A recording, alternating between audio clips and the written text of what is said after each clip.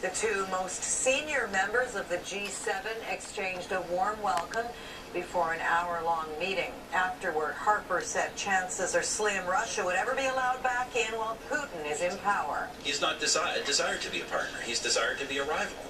I don't see any way of a return of Mr. Putin to the table unless Russia fundamentally changes course. Today, the United Nations approved a motion declaring the Russian land grab in Crimea illegal, but the motion itself is not legally binding. A high-profile meeting at the Vatican today. U.S. President Barack Obama and Pope Francis met for the first time. The two leaders spoke for an hour. They talked about their common concern over poverty.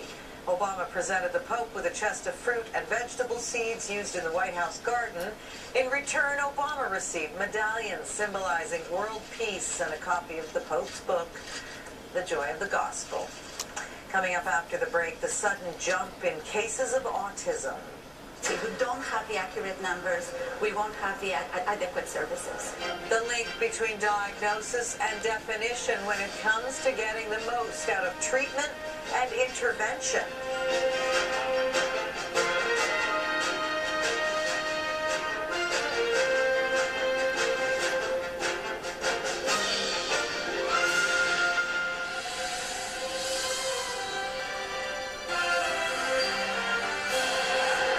CTV News with Chris Epp and Amanda Singroy. Good evening. It was a frightening scene in Douglas Glen this morning. A raging fire destroyed one home and damaged two more. As Kevin Green reports, the people inside were lucky to get out alive. This was the scene Saturday morning at 552 Douglas Glen Point. Firefighters knew it was a big one even before they got here. When they were coming up Ogden Road, hitting Glenmore Trail, they could see the flames from there. That's 5 kilometers away. By the time crews got here, the house at 552 was a write-off. Saving the neighbors' homes, now top priority. And I saw the flames, so I said, fire, fire! One of those neighbors is Ruby Matthias. Her family couldn't leave by the front door. The flames, too intense. They escaped through the garage. It's really scary. Watching your house being, affected on the fire. The people on the other side of 552 are in Vegas. Their 10 and 13-year-old daughters at home. Grandma babysitting. Their neighbor woke them up and got them out, then phoned his vacationing friends with the bad news. I started crying right away because, it's pretty sad, right? And she said right away for us to take the kids to our house because we're good friends. And they land tonight and at midnight, and we'll have to deal with it when they get back. There's heavy damage to the adjacent homes, but the house at 552 is gone, burned to the ground. Sheldon Rothweiler was sleeping inside it when his dad woke him up. And next thing I knew, he came back with a fire extinguisher, and he came over and told my mom that there was smoke, and he was pretty sure part of our house is on fire. Rothweiler's lived here 13 years. Now he's watching as investigators sift through the ruins of the place he's called home for most of his life. I lost quite a bit of stuff, but no one was hurt, and my family was safe, and my animals were safe, so that's all that really mattered to me. The fire started in the garage. Firefighters say garage fires are often the hardest to fight and the quickest to spread. We all keep paints and Varsols and everything else in our garages, which would add to the fire load. Despite the size of this fire, no one was seriously hurt. One person inside the most damaged home had minor burns. He was treated on scene. And although they know where the fire started, investigators are still working out why the fire broke out. Kevin Green, CTV News, Calgary. Investigators say another fire, this one at Union Cemetery, is suspicious. Fire crews were called to the chapel on the grounds, and just after 3:30 this afternoon, one of the windows appears to have smoke or fire damage to it. There were more signs of a fire inside. The investigation into what sparked that one continues. I'm Steve Rothfels in the Skywatch Weather Center. Well, after a cold, damp, dark, dank, depressing day, what have we got? Well, more winter winter weather. You can see some snow up in the Edmonton area, and we can zoom up on some snow in a band just to the southwest of Calgary in the Rocky Mountains and crossing Highway 40 south of Kananaskis country. So if you're heading that way in the next hour or so, do expect to see some light snow in that area. We ourselves will be getting some snow too. We'll be moving down from the north, probably overnight.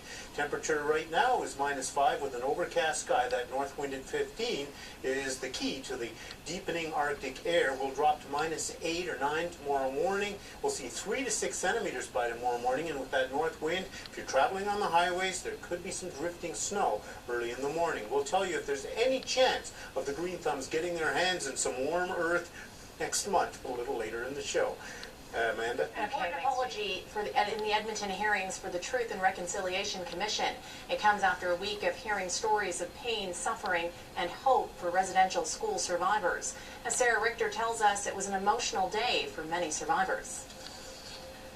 The Oblates of Lacombe Province would like to renew this apology and pledge once more our desire to journey in solidarity and mutual respect.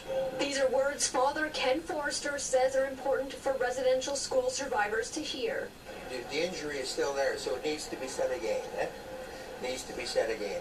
It was a renewal of an apology from the Missionary Order of Catholic Priests and Brothers who administered many of the Catholic residential schools in Canada.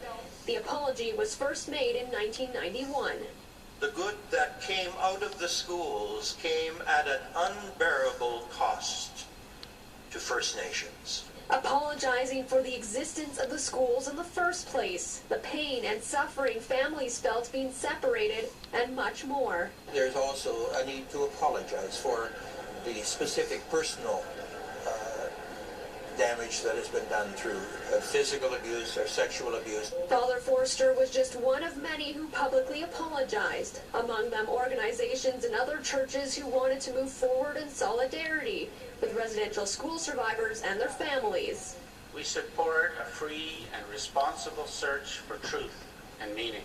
It's part of the final stop by Canada's Truth and Reconciliation Council in Edmonton, bringing to light the dark page in Canada's history. The apologies are part of the healing process. A lot of hope. If you look around, you see a lot of happy people and a lot of good feelings. To recognize it and to communicate it is important. You know, it is healing happening, it is forgiveness. And it's that forgiveness that gives Father Forster so much hope for the future. Forgiveness is essential, I think, to this whole process, and I'm just encouraged because I see so much of it. Many workers from across the province rallied for their jobs today. Hundreds gathered in Edmonton to support the movement against the temporary foreign worker program. Organizers say it encourages the exploitation of foreign workers while also taking good-paying jobs out of the local economy. We're basically trying to send the message that even here in the heart of conservative Alberta, people have just had enough of a program that's being used by employers to drive down wages and displace Canadians. And we're making a commitment today that we're just not going to stay quiet anymore. The group says they're not opposed to foreign workers, but they want the rules much better outlined. It may be cold in Winnipeg, but the city is preparing to host the hottest show in the country. The 2014 Junos will take place there Sunday night. CTV's Ben Milger is in the midst of all this fanfare, and he joins us with more. Ben, what is it like in the city right now?